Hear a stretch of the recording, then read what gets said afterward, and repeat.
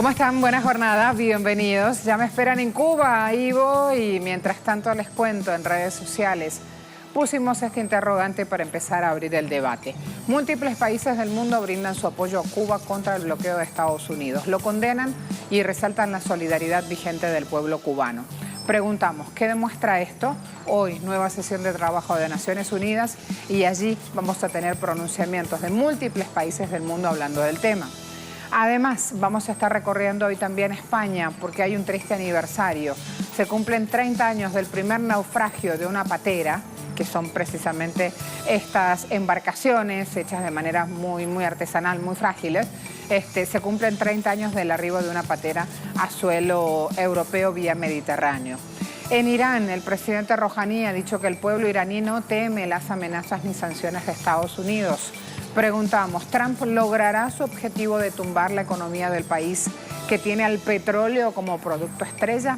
Así las cosas, primer tema en movimiento, ubíquense, tómense un rato para compartir mientras hacen otras tareas en el hogar. Hay un gran análisis por delante a raíz de este encuentro que sostiene Naciones Unidas, llevando adelante, analizando, debatiendo una nueva moción presentada por Cuba.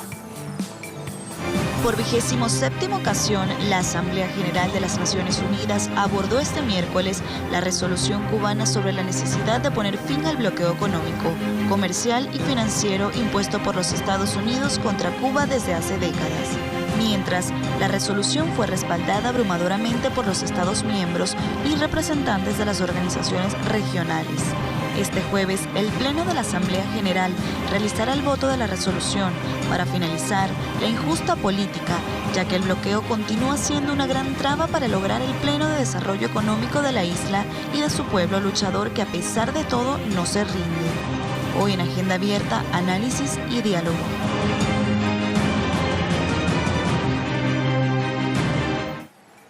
Telesur a esta hora en su página web dice: Cuba augura un nuevo rechazo mundial contra el bloqueo. La Asamblea General de Naciones Unidas respaldará este jueves a Cuba, una vez más, en su votación en rechazo al bloqueo económico, comercial y financiero que le impone Estados Unidos. Originalmente el voto estaba previsto para el miércoles, pero fue pospuesto a este jueves debido a la larga lista de intervenciones que comenzaba con la del canciller cubano Bruno Rodríguez.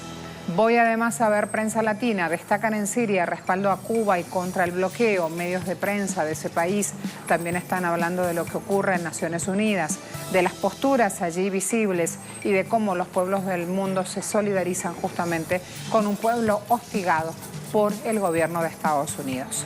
Avanzo al siguiente portal. El Observador.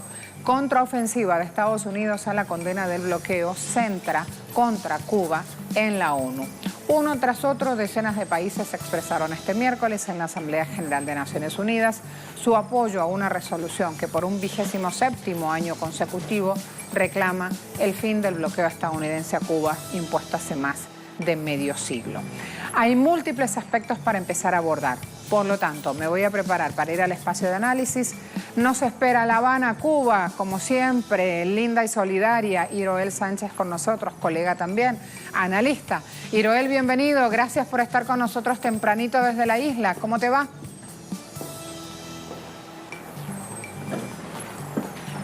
Buenos días, un saludo para ustedes. Muchas gracias.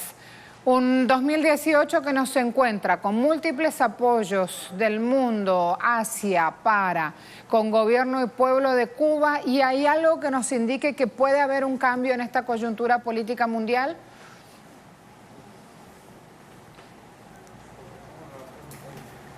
No lo creo. Lo que ha sucedido en el último año es un recrudecimiento de la política de los Estados Unidos contra Cuba como parte de toda la agenda antimultilateral que ha asumido el gobierno del presidente Donald Trump y un rechazo cada vez mayor en el mundo a esa actitud.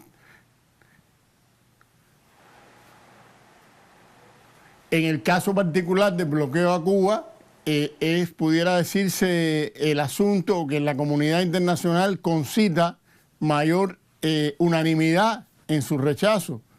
y por ende ha sido así cuando uno lee la prensa, cuando uno ve declaraciones de políticos, de líderes sociales en todas partes. Y bueno, lo que sí es cierto que Estados Unidos cree que puede hacerlo y ha incrementado las maniobras, pudiéramos decir, diversionistas, para tratar de atenuar el impacto de esta decisión que se espera que sea, como ha ocurrido en los últimos años, de una mayoría casi, por no decir unánime, casi total, ¿no? Hiroel, ¿por qué pensás que el multilateralismo no entra entre los planes políticos del presidente Trump?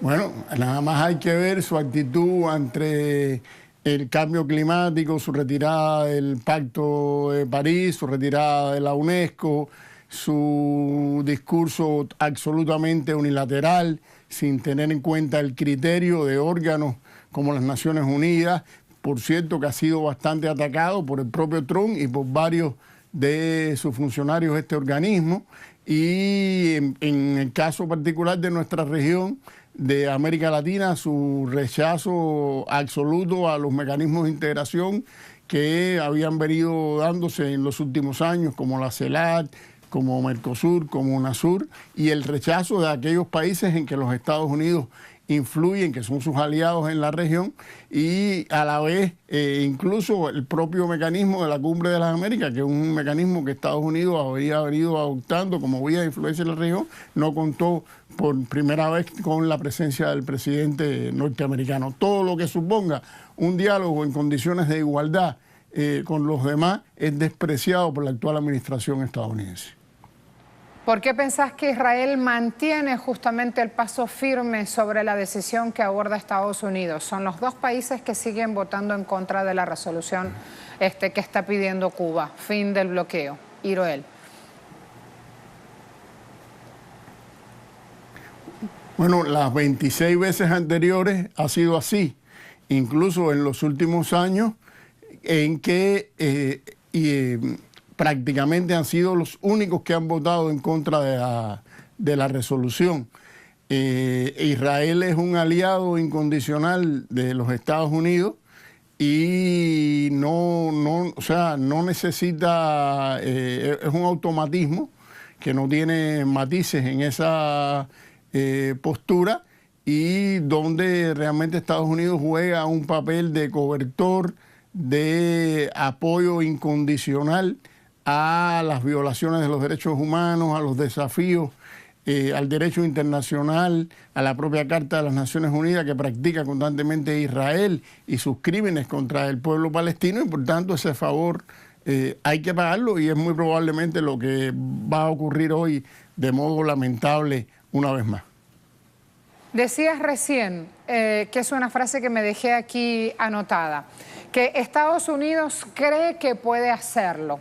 En este hacer impune de tantos años de Estados Unidos, también hay que ver la otra parte. Estados Unidos hace porque hay un entorno que le permite ese hacer. Y creo que allí nos tenemos que detener porque el mundo va cambiando. Y también en algún momento esta política emprendida por el gobierno de Estados Unidos con el inquilino de turno en la Casa Blanca va a tener que cambiar. Todos estamos apostando a eso justamente porque apostamos a un mundo de iguales donde podamos comerciar, trabajar, intercambiar en condiciones de tú a tú. Digo esto porque China va a asumir un rol estelar en este espacio. Digo esto porque el 4 de noviembre se vienen las sanciones contra Irán y la propia Unión Europea, aliada de Estados Unidos, otrora, antaño, está diciendo vamos a diseñar nuevas reglas para seguir trabajando y no perdernos en el mercado iraní. Digo esto porque las reacciones también del lado europeo ante la salida del acuerdo climático por parte de Estados Unidos, entre tantos acuerdos, todo eso va cuajando, va llevando justamente a que decante una nueva situación geopolítica mundial, Hiroel. Digo, Estados Unidos cree que puede hacerlo también este año, ¿y hasta dónde le da la pata política para hacerlo, para actuar? Hiroel.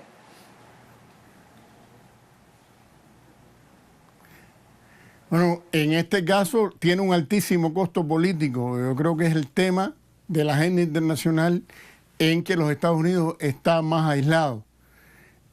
Su soberbia no cuenta con esta realidad. Cuando yo digo que cree que puede hacerlo, es que cree que puede, con esta última maniobra de enmendar el texto presentado por Cuba, tener éxito, o tratar de disminuir el impacto mediático que va a tener, como tradicionalmente lo ha sucedido, la resolución que Cuba presenta y que en los últimos años ha tenido la aprobación de 191 estados y solamente el rechazo, como tú recordabas, de Estados Unidos y su aliado incondicional Israel.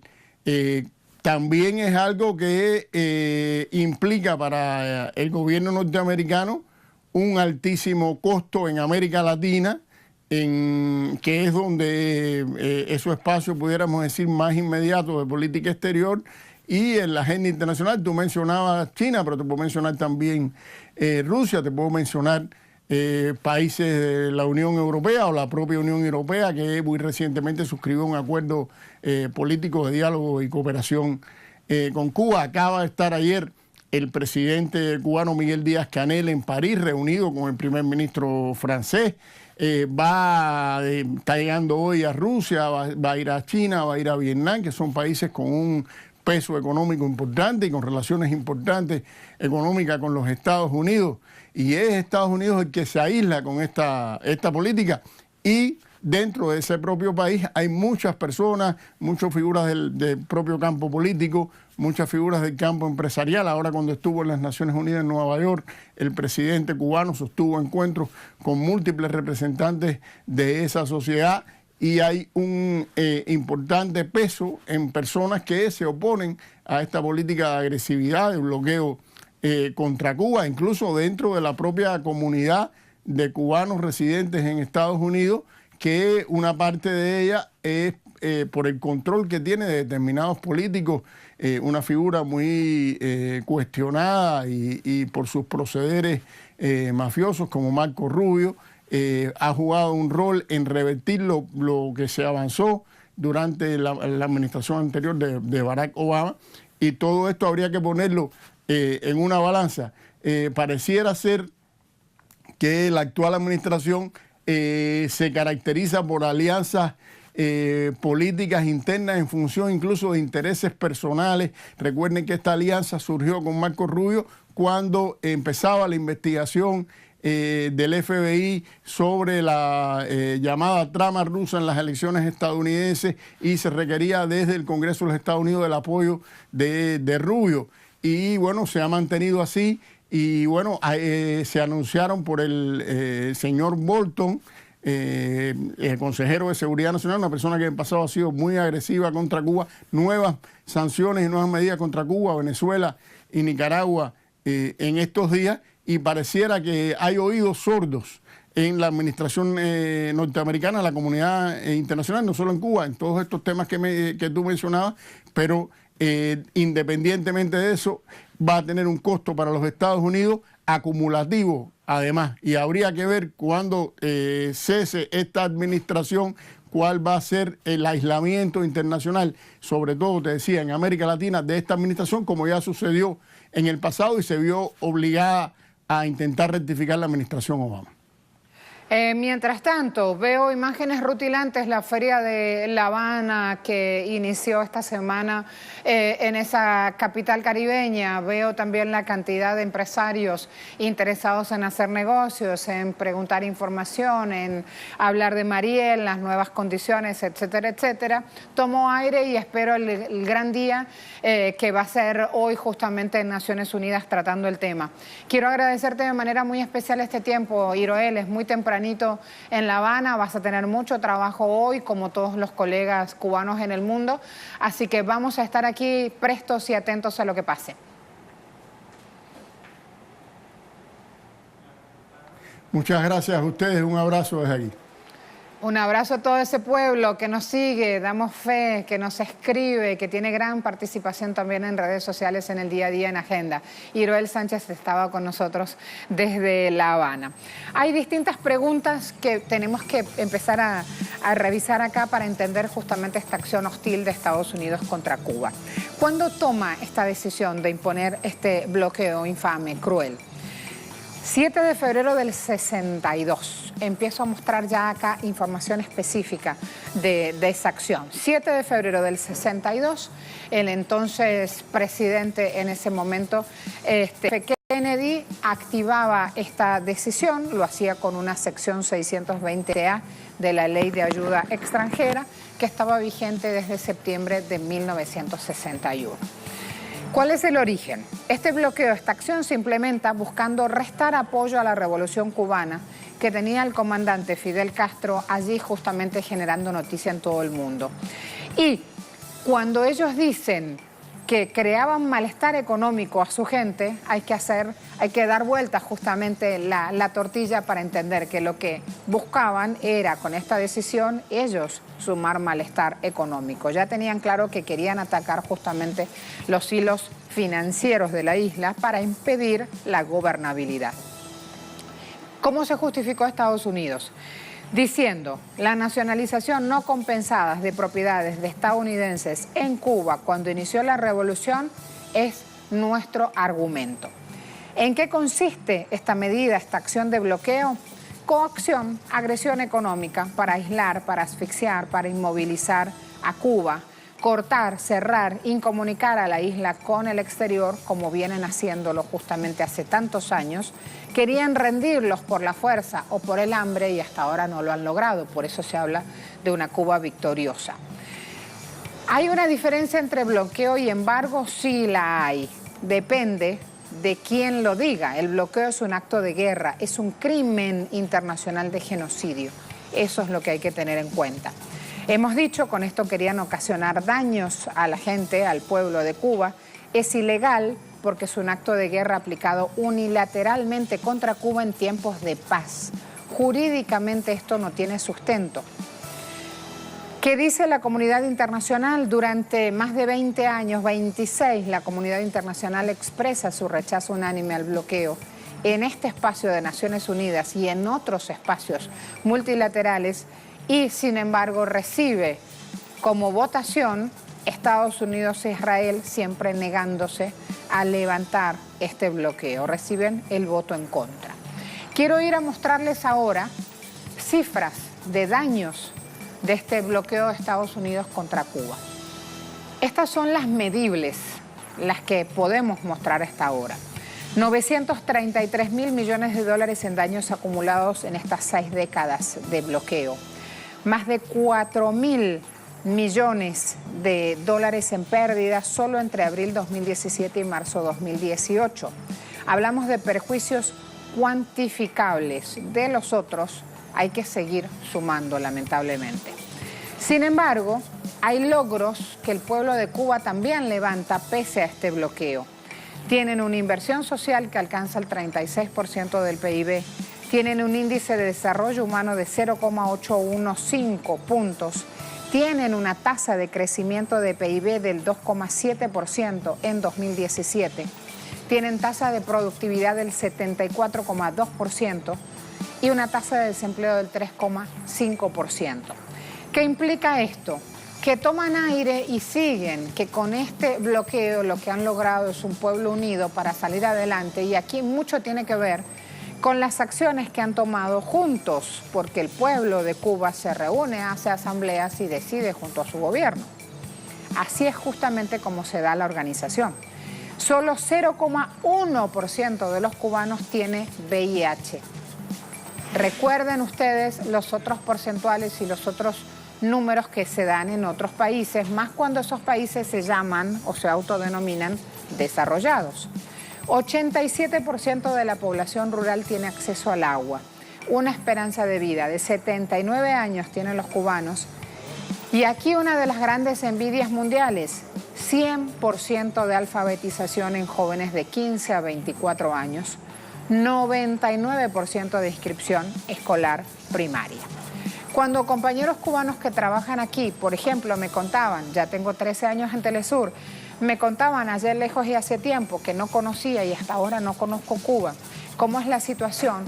Me contaban cómo hay un médico que justamente tiene determinado núcleo poblacional y va a la casa a atender a los más viejitos, no porque no se pueda levantar, sino para que no tome frío, para que si hace mucho calor no se exponga a esas condiciones climáticas adversas porque se puede deshidratar, etcétera, etcétera. Y cómo ese mismo médico tiene cuantificado cuántos son, cuáles son sus necesidades, qué tipo de vitaminas consume, qué es lo que necesita para su alimentación, cuál tiene condiciones de diabético, cuál de prediabéticos, dónde están los niños, si los niños están yendo a la escuela, si no van, los vecinos salen a preguntar por qué. Ese entramado lo ha logrado Cuba, ese entramado social lo ha logrado Cuba en medio de estas condiciones adversas. Por estos días la isla tiene otro presente también, hay que decirlo. Su presidente está de viaje, tiene una gira internacional. Hemos visto Rusia, China, entre tantos puntos de una agenda muy larga desplegada. ¿Y saben qué? Además se está haciendo una feria internacional en La Habana, que es la Expo Habana, donde más de 300 países y los empresarios con su cartera de negocios no se quieren perder justamente la oportunidad económica que implica Cuba. Vamos a ver un video también a esta hora que muestra esa situación, las imágenes de esa Feria Internacional de La Habana, y luego vamos a ver ya cómo se están moviendo redes sociales, si ustedes están participando o no, respondiendo al interrogante que pusimos hoy.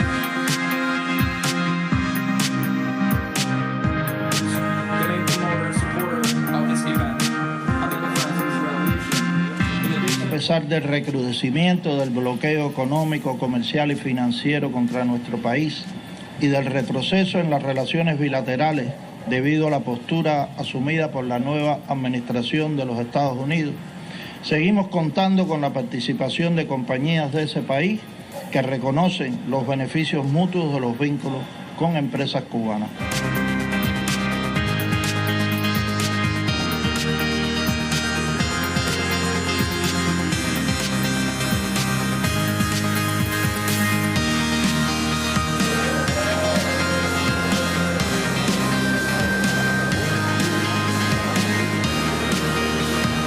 Doesn't mean it's gone away, it's still here, but it's not the same intensity as it was 2 years ago.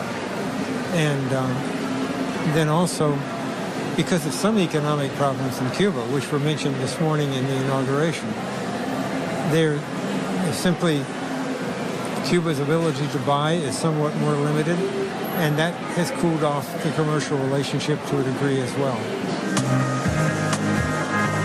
Last year, we were approved by the Cuban government as a user of the Mariel Special Economic Development Zone. And we are equally excited and optimistic about the market prospects in Cuba.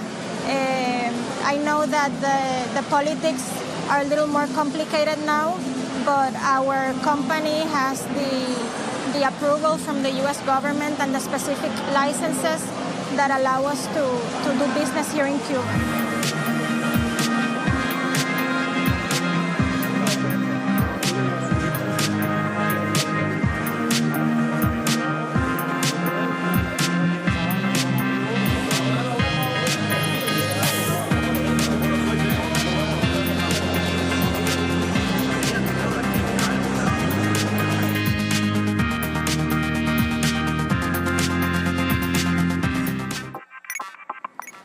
Ahí lo tienen. Hemos preguntado nosotros en redes sociales, ya que estábamos en YouTube. Hemos preguntado en Twitter. Múltiples países del mundo brindan su apoyo a Cuba contra el bloqueo de Estados Unidos. Lo condenan y resaltan solidaridad vigente del pueblo cubano. ¿Qué demuestra esto? Ustedes responden, 69% bloqueo es inhumano. 20% esa es una política hostil, eso es lo que demuestra. 11% dice, me da lo mismo.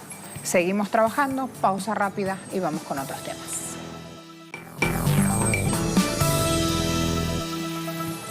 Recuerden que del lado del suelo europeo también han tenido panorama de lluvias y de daños por lluvias. Venecia, hemos mostrado imágenes de los camareros con el agua más arriba de lo habitual, atendiendo con botas de goma. Miren a Sergio Rodrigo, que está justamente desde el suelo europeo a esta hora, desde España, reportándonos un hecho triste, una conmemoración. 30 años se cumplen de un naufragio de una patera con migrantes a bordo. Sergio, hablemos por favor del hecho. Muy buenas tardes, un saludo muy fuerte a toda la audiencia de Telesur. Era un 1 de noviembre cuando una embarcación con unas 20 personas en el año 1988 naufragaba frente a las costas de Tarifa, este municipio del estrecho de Gibraltar que hace frontera entre África y Europa. Aquí se registró la primera fotografía de un naufragio de los migrantes que trataban de hacer esta ruta hacia Europa. Una ruta que han perdido la vida casi 8.000 personas en estos últimos 30 años. Y que en lo que va de 2018 han fallecido casi 500 personas, han desaparecido otras tantas tratando de hacer esta ruta que separa el norte de África y el sur de España. Una ruta que han sorteado casi 45.000 personas por vía marítima y que en las últimas horas también miles de personas han atravesado. La ruta entre Marruecos y el sur de España cumple 30 años con esa documentación gráfica que se registraba aquí en la playa de Los Lances y donde ahora, 30 años después, se sigue exigiendo a las autoridades españolas que haya una respuesta humanitaria y sobre todo por parte de organismos como Andalucía Acoge, la Asociación Pro Derechos Humanos de Andalucía, que haya vías seguras que garanticen la vida frente a la muerte que se ha impuesto en un mar que, como digo, se ha cobrado la vida en 30 años de casi 8.000 personas. Muchas gracias, Sergio. Actualizo también otros puntos a esta hora. Me voy a la portada de RT. Gracias, Sergio. Trump. La ciudadanía por nacimiento se acabará de una manera u otra. ¿Qué quiere decir esto? ¿Les guste o no les guste, señores? Trump ha tomado la indicación de hacerlo. 2 de abril del 2018, otro era el panorama. Miren cómo Trump firmaba libros para colorear en la Casa Blanca en Washington. Hoy tiene otra decisión, aseguró jornada de día miércoles. Allí van a ver también en el texto. Aseguró jornada de día miércoles, que es otra ahora la decisión. Que el derecho no está respaldado en la Constitución del país, está tomando todas las directrices jurídicas para avanzar directamente y terminar con este beneficio de la ciudadanía por nacimiento, porque ha dicho es injusto para otros ciudadanos, no está incluida en la Constitución, será terminada de una manera u otra. Muchos expertos concuerdan, dice Donald Trump.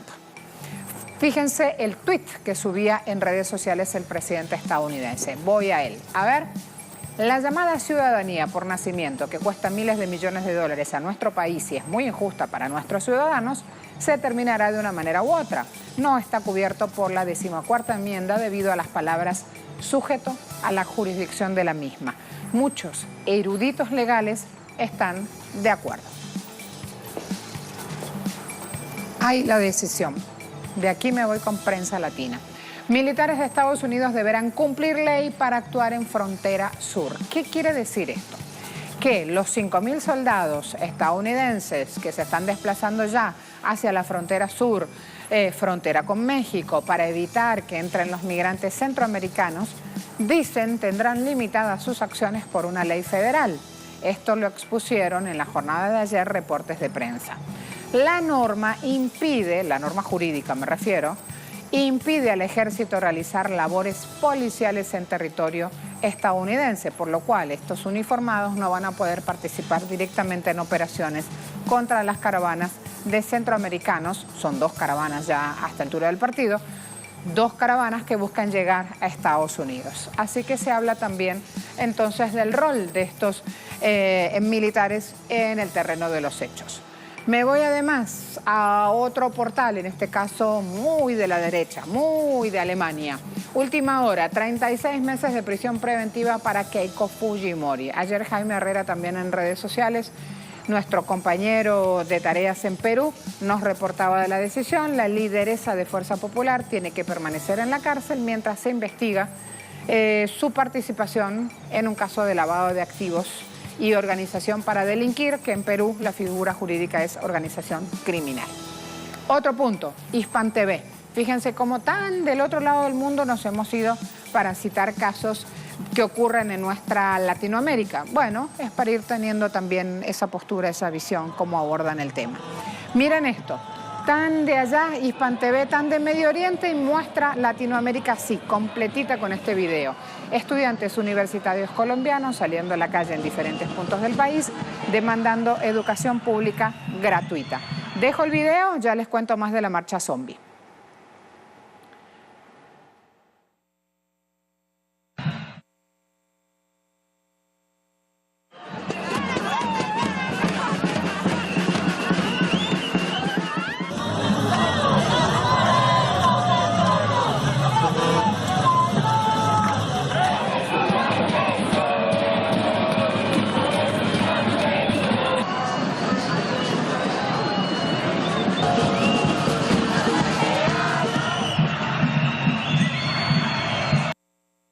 Ahí lo tienen.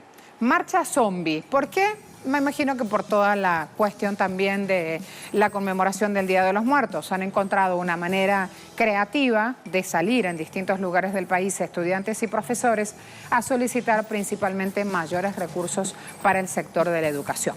Según la tradición, el 1 de noviembre se celebra a los difuntos, en este caso los niños difuntos. El 2 a los adultos difuntos. Sin embargo, para la Iglesia Católica el día 2 es el día de todos los difuntos y el 1 de noviembre es la fiesta o la conmemoración, para no decirle fiesta, es la conmemoración de todos los santos. También allí estuvimos, miren este video que hacen estudiantes de cine justamente a raíz de esta conmemoración, Día de los Muertos.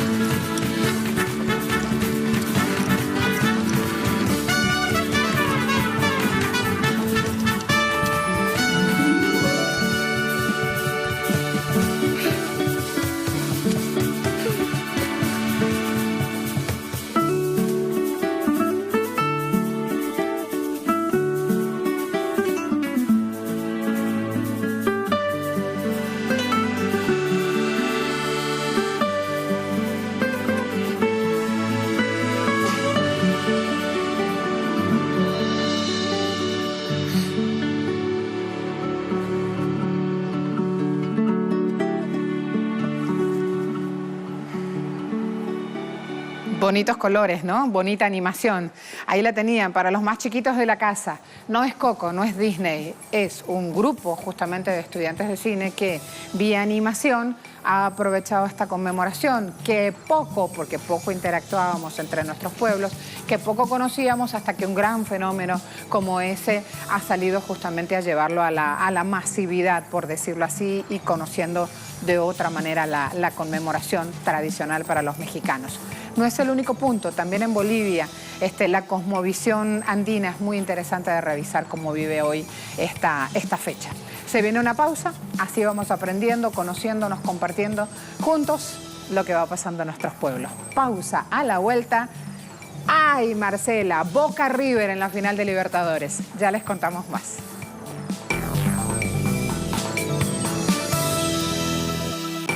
Tiempo deportivo en nuestra pantalla. Julie Torres con nosotros, nuestra especialista. Bienvenida, mi amor. ¿Cómo está todo? Bien, bien. ¿Cómo vas? Ay, bien. ¿Qué has visto por ahí? Dos equipos a la final. Argentinos, Ajá. una final inédita, Marce, qué chévere. Bueno, vas a tener a tu River, pero además ante Boca, tremendo partidazo. Y bueno, esperemos que las cosas se den de la mejor manera, pero está para no perdérselo. Es impresionante. Verdad. Adhiero, es verdad. Avance, compañera. Bueno, nos vamos entonces con los deportes, hablando precisamente de este tema. Boca Juniors, sí señores, enfrentará a River Plate en la final de la Copa Libertadores de Sudamérica. Por primera vez, el primer partido se llevará a cabo en el estadio La Bombonera, en el mítico escenario deportivo de Boca el 7 de noviembre, y la etapa de vuelta se realizará 3 semanas después. Llegarán a la final estos dos equipos, en el caso de Boca, pues luego de obtener un empate 2-2 con los brasileños de Palmeiras en la semifinal de la segunda etapa. Los goles de Ramón Ávila al minuto 17 y luego Darío Benedetto, que volvió a reportarse con anotación al minuto 69, pues les valieron el pase a la gran final. Recordemos que la última vez que los dos clubes de Buenos Aires se reunieron en la Libertadores fue en 2015, en un partido que se abandonó en el descanso cuando los fanáticos de Boca atacaron a los jugadores de River en el túnel con gas pimienta.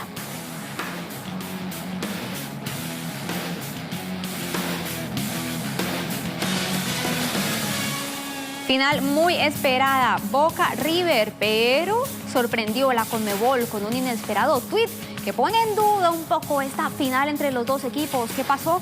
Bueno, pues este sábado la Conmebol dará a conocer la respuesta. ¿Por qué? Porque el gremio estaba pidiendo que se revise minuciosamente lo ocurrido. Gallardo entró en el entretiempo a hablar con los chicos y eso no estaba permitido. Recordemos que tenía que permanecer en las tribunas cumpliendo una sanción. Gremio también tiene otro as bajo la manga y es la anotación del colombiano Santos Borré. Ellos dicen que hubo una mano precisamente en la jugada del deportista y están alegando estas dos cosas para evitar que sea River el equipo que enfrente a Boca Juniors en esta final. Una final inédita, pero toca esperar la decisión de la Conmebol. Se encuentra en estudio hasta el momento. Colocaron ellos en sus redes sociales con un asterisco haciendo este llamado, que es una final inédita, pero que depende de la evaluación de la comisión de la Conmebol para saber si finalmente se va a dar este hecho histórico o si le dan la posibilidad al gremio de disputar esta final. Así van las cosas. Entonces, por cuenta de Argentina, una Copa Libertadores que va a ser, por supuesto, dentro de todas las miradas. Y seguimos con más, porque por otro lado tenemos noticias positivas para los seguidores del PSG, contándoles que el brasileño Dani Alves regresó a los entrenamientos luego de 6 meses de baja. El ex lateral del FC Barcelona y la Juventus de Turín regresó a las prácticas del PSG tras estar varios meses de baja, luego de haber sufrido un esguince de rodilla y también un rompimiento del ligamento cruzado anterior en un partido correspondiente a la Copa de Francia. Thomas Tuchel, estratega del cuadro parisino, incluyó a Alves en las sesiones de trabajo, pero no especificó cuándo volverá a convocarlo para un partido oficial. Por su parte, el también brasileño Thiago Silva, quien presentaba problemas también fuertes de lesión, volvió a los entrenamientos y será de la partida del PSG ante el Lille por la próxima jornada de la Liga Francesa. Y seguimos con más precisamente del PSG. El conjunto parisino decidió renovar el contrato del centrocampista argentino Ángel Di María. El equipo decidió ampliar el contrato de Di María para las próximas 3 temporadas hasta el año 2021, después del positivo arranque que tuvo el sudamericano en esta campaña. Di María lleva 7 goles y 6 asistencias de 15 partidos disputados hasta la fecha y también se supo ganar un puesto en la titular de la oncena integrada por grandes figuras como Neymar y Mbappé. Por la renovación, el PSG aseguró a un futbolista que terminaba su contrato este próximo verano y que cuando le dan la oportunidad, porque a veces lo sienta, cuando le dan la oportunidad demuestra realmente lo que tiene. Y más noticias por cuenta de nuestros deportistas sudamericanos. El fondo de inversión brasileño solicitó 6 años de prisión para el futbolista Neymar por irregularidades en su contratación por parte del club español Barcelona. La Fiscalía acusa a la estrella brasileña de evadir impuestos en su traspaso desde el Club Santos de Brasil hacia la franquicia española en el año 2013. El origen de la acusación llega tras presuntas irregularidades cometidas en el canje de Neymar hacia el Barcelona, que como todos sabemos, dejó un año para fichar por el PSG de la Liga de Francia.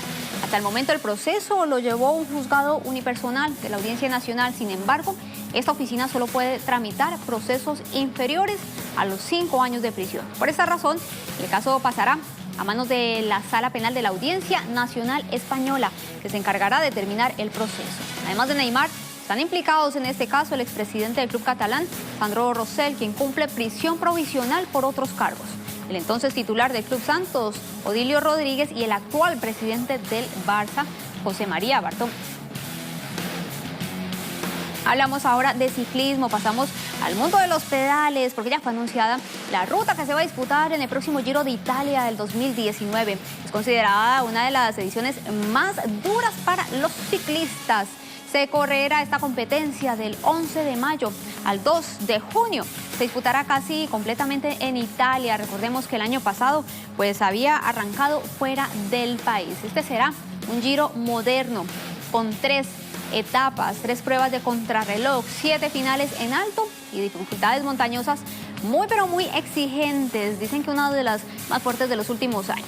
Esta presentación contó con la presencia del actual campeón, el británico Christopher Froome, quien todavía pues no despejó las dudas sobre su efectiva participación. Giro de Italia, por supuesto, contará con actuación latinoamericana, aunque esta aparición de la contrarreloj pone un poco en riesgo también, les exige más a estos deportistas. ¿Por qué?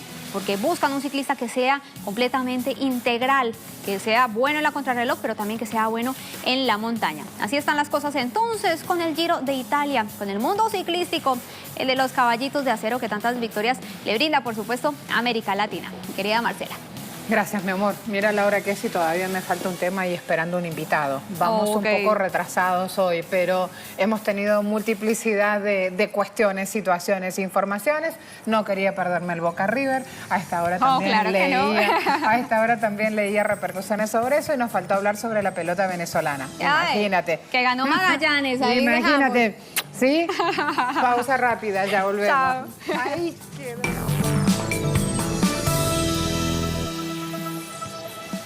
Punto en cuestión. Cuidado con el efecto boomerang, le responde Irán a Estados Unidos. Europa Press está mostrando esta hora. Irán recalca que las sanciones impuestas por Estados Unidos tendrán graves consecuencias para el orden mundial, al tiempo que reitera que las sanciones son ilegales. Desafortunadamente, un país que viola normas quiere castigar a los países que se ciñen a la ley. Palabras de Sharif a pocos días de que entren en vigencia las sanciones. Un nuevo paquete de sanciones contra las exportaciones petroleras iraníes. 4 de noviembre es cuando está planteado que comience esa acción.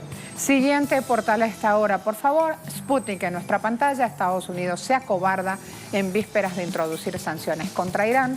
El secretario del Tesoro de Estados Unidos, Steven Mnuchin, señaló la probabilidad de que Estados Unidos no obligue al servicio SWIFT de mensajería financiera con sede en Bélgica a desconectar a los bancos iraníes de la red bancaria mundial. Y esto es toda una novedad, señores.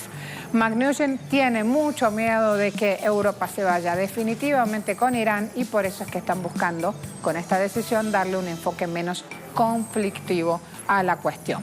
Avanzo, a esta hora también el diario muestra a Rouhani diciendo que Estados Unidos da marcha atrás ante las sanciones al petróleo. Hassan Rouhani aseguró que Estados Unidos da esta marcha atrás en la imposición de sanciones.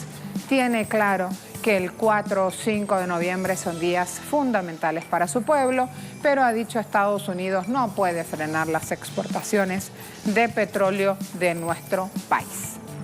Así las cosas, con esta rápida recorrida que hacemos por temas que tienen que ver con Irán y esta decisión de Estados Unidos con la norma como sanción, me voy al espacio de análisis. En este caso, nos espera ya nuestro invitado. Es un especialista en el tema, Nicolás Hadwa Chawan, analista internacional. Nicolás, bienvenido, ¿cómo le va? Gusto saludarla, bien. Un pasito para adelante, un pasito para atrás. El tema es que Estados Unidos sabe, y lo saben las potencias económicas occidentales, que toda medida en contra de Irán que abarque el sistema internacional de venta de petróleo perjudica principalmente al propio Estados Unidos, a las potencias económicas europeas y a los países capitalistas, pero de economías más pequeñas, como los países latinoamericanos, algunos asiáticos, en fin. Entonces, Estados Unidos está recibiendo una cantidad de presiones, pero de esos países que ya ven lo que se les viene. Por este lado, Estados Unidos va a tener que dar marcha atrás, en muchas medidas. Pero como digo que el principal dañado es el propio Estados Unidos. Estados Unidos actúa, en este caso, como muchos otros, por indicaciones directas de Israel. No nos olvidemos que Estados Unidos no es un país independiente en su política exterior con respecto al Medio Oriente. Las políticas norteamericanas de Medio Oriente son planificadas en Tel Aviv, ejecutadas por los norteamericanos y financiadas por los traidores como Arabia Saudita y los Emiratos Árabes Unidos. Hay un tema aquí importante y tiene que ver con los múltiples rechazos que se levantan en el mundo a este desarrollo de política exterior que avanza Estados Unidos. Es muy importante plantearlo de esta manera porque hablamos de una fecha crucial que es pronto y en un momento muy especial también para la marcha económica de Estados Unidos. ¿Dónde entonces nos plantamos para entender estos rechazos, Nicolás? Bueno, en primer lugar, un poco lo que decía atrás, y segundo, porque Estados Unidos es el primer vulnerador de todas las normas de convivencia internacionales y de las relaciones internacionales entre países. Y eso es algo que tiene alarmado a todo el mundo. El convenio con Irán es un convenio avalado por varios países. Sin embargo, Estados Unidos está vulnerando ese acuerdo. En segundo lugar, también falló a los acuerdos tomados con Corea del Norte. En reiteradas oportunidades en los últimos 50 años, la Asamblea General de las Naciones Unidas le ha dicho que el bloqueo contra Cuba es inmoral, que no debe bloquear un país soberano como Cuba porque se está vulnerando el derecho a la autodeterminación, la no injerencia en los asuntos internos de ese país y además cualquier bloqueo es considerado una agresión en el marco de las relaciones internacionales. Por lo tanto, Estados Unidos es un vulnerador, agresor y opresor, y eso obviamente que a los países no dependientes tan directamente de Estados Unidos les provoca un rechazo, un repudio. Finalmente, si nosotros vemos en este momento, Estados Unidos está bloqueando a Corea, está bloqueando a Cuba, a Irán, bloquea a Nicaragua, bloquea en forma inmoral, absolutamente ilegítima e indecente a Venezuela. Está bloqueando a Siria, es decir, Estados Unidos es un país que utiliza el sistema económico mundial para beneficio propio y del Estado de Israel. Obviamente, a aquellos que les interesa que el sistema internacional de pacificación y de buenas relaciones entre los pueblos van a estar en contra de estas políticas agresivas permanentemente de Estados Unidos. Ese es el kit real de lo que está ocurriendo en este momento, porque además la enorme cantidad de países que antiguamente eran dependientes de la economía norteamericana, hoy en día son más libres. Y unimos a eso que están dejando también el dólar de lado en su comercio internacional, lo que los hace menos dependientes de las políticas agresivas e imperialistas en contra de los pueblos que hace permanentemente Estados Unidos. Hasta un próximo momento. El 4 estamos hablando cuando entran estas sanciones en vigor. Perfecto. Gracias. Ahora, vamos a ver. Dijimos aquí, empezando, cuidado con el efecto boomerang, ¿sí? Cuidado que esto no es nuevo, que actúe de esta manera con la sanción como norma el gobierno de Estados Unidos. Ante este panorama, el presidente iraní ya habló jornada de ayer. Hassan Rouhani respondió de manera muy contundente a este conjunto de medidas que se viene activando contra su país. Dijo, Estados Unidos, los Estados Unidos, así le llamó, se arrepentirán de la imposición de sanciones contra Irán. A pesar de las sanciones, le demostraremos al mundo que cumplimos nuestra palabra y asumimos las responsabilidades de los acuerdos internacionales. Aquí tiene que ver la decisión de Estados Unidos de salirse del G5+1. ¿Sí? Lo que busca Trump, ha dicho Rouhani, es sembrar el desconcierto en el pueblo iraní sobre la legitimidad de la política adoptada por parte de las autoridades de la República Islámica a través de una guerra psicológica. Y ahora vamos a Twitter. ¿Logrará Trump, preguntamos, su objetivo de tumbar la economía del país que tiene al petróleo como producto estrella? Ustedes respondieron 21% sí, 40% no, 39% ha dicho Irán resiste.